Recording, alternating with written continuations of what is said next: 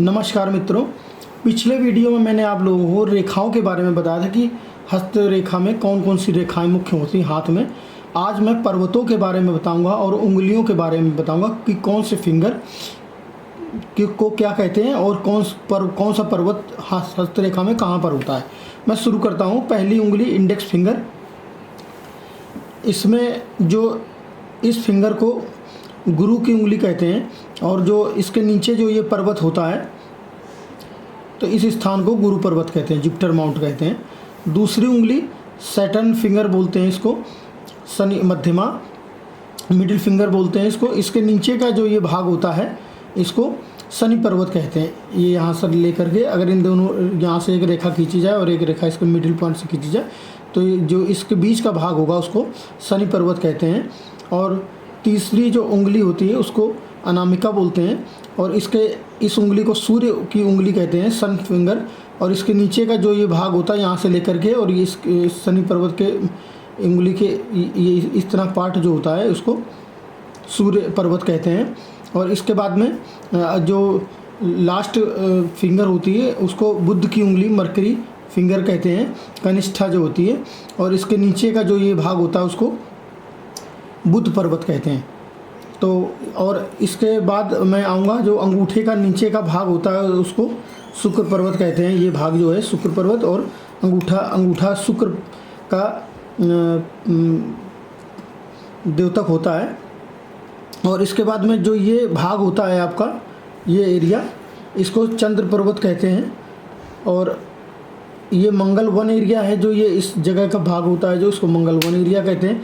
ये राहु क्षेत्र कहलाता है जो इस जगह का भाग होता है। और जो ये मंगल टू एरिया होता है तो इन स्थानों अभी ये तो हो गए पर्वत। और एक पर्वत और छूटा उसको केतु पर्वत कहते हैं। ये जो भाग होता है बीच का ब्रेसलेट लाइन से जुड़ा हुआ और यहाँ तक का भाग उसको केतु पर्वत कहते हैं। अब इसमें मैं एक चीज़ और बताऊंगा कि कौन सा पर्वत से हम किस चीज़ को देखते हैं। कोई अगर चिन्ह है किसी पर्वत पर तो उसका क्या परिणाम होगा और कौन सा पर्वत उठा हुआ है तो उसके क्या परिणाम होंगे, ये मैं शॉर्ट में बताऊंगा। और आगे आने वाली वीडियोज़ में मैं एक एक पर्वत के बारे में डिटेल स्टडी करके बताऊँगा। जैसे गुरु पर्वत है, अगर किसी व्यक्ति का गुरु पर्वत उठा हुआ है तो वो स्पिरिचुअल होगा, उसका पूजा ध्यान मेडिटेशन योगा इन सब चीज़ों में मन लगेगा और वो बहुत दयालु प्रकृति का होगा।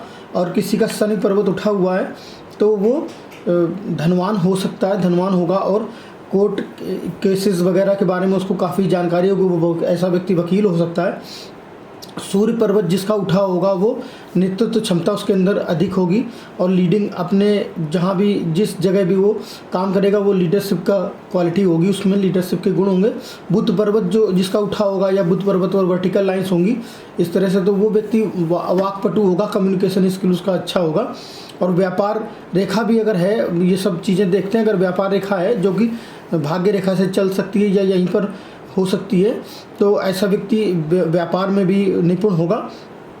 चंद्र पर्वत जिसका उठा होगा वो कलात्मक पक्ष उसका मजबूत होगा, वो अभिनय क्षेत्र में और कवि हो सकता है या आर्ट स्किल पेंटिंग इन चीज़ों में या किसी भी कलात्मक पक्ष उसका कोई भी एक मजबूत हो सकता है, कला प्रेमी हो सकता है। केतु पर्वत जिसका उठा होगा या केतु पर्वत में कोई अच्छा चिन्ह होगा तो ऐसा व्यक्ति पवित्र सोच का होगा और उसका जो अंत होगा अगर उस चिन्हों को भी ध्यान देते हैं तो उसका अंत जो होगा वो सुखांत होगा, उसका अंत समय बहुत ही अच्छा होगा, उसका जो अंतिम समय होगा प्रयाण अवस्था होगी तो वो बहुत ही अच्छी होगी। और शुक्र पर्वत जिसका उठा हुआ होगा या शुक्र पर्वत पर अच्छे चिन्ह होंगे तो ऐसा व्यक्ति भोग विलास की चीज़ें सब एकत्रित करेगा और भोग विलास के गुण उसमें होंगे और सभी धन यश कीर्ति सम्मान उसको सुलभता से उपलब्ध होगा।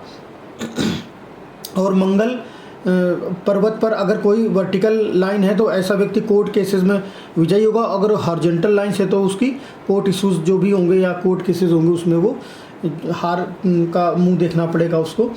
और इस मार्स एरिया में अगर वर्टिकल लाइन है तो ऐसा व्यक्ति सेना के क्षेत्र में जा सकता है और अगर कोई अच्छा चिन्ह है तो उच्चाधिकारी सेना के में बन सकता है। और राहु क्षेत्र में अगर कोई क्रॉस है या त्रिभुज है तो ऐसा व्यक्ति धनवान धन संपत्ति का योग उसमें प्रबल योग होगा। और ये सब एनालिसिस डिटेल एनालिसिस करने के बाद हम निर्णय ले सकते हैं कि अभी मैंने पर्वतों के बारे में बताया था कि कौन सा पर्वत और क्या क्या उसके गुण होंगे और किन पर्वतों से हम क्या चीज़ देख सकते हैं। और इसके बाद में मैं एक एक पर्वत को लेकर के डिटेल स्टडी करूँगा और आगे उदाहरण से समझाऊँगा कि ये चिन्ह है तो कोई चिन्ह है, क्रॉस है, त्रिभुज है, या कोई कंकड़ रेखा और जालीदार रेखाएं तो उसका क्या परिणाम होता है। एक एक चिन्ह और किस पर्वत पर क्या चिन्ह होगा उसका क्या परिणाम होगा वो मैं एक एक चीज़ आपको डिटेल से बताऊंगा। आज के लिए इस वीडियो में इतना ही। नमस्कार, जय हिंद, शुभ रात्रि।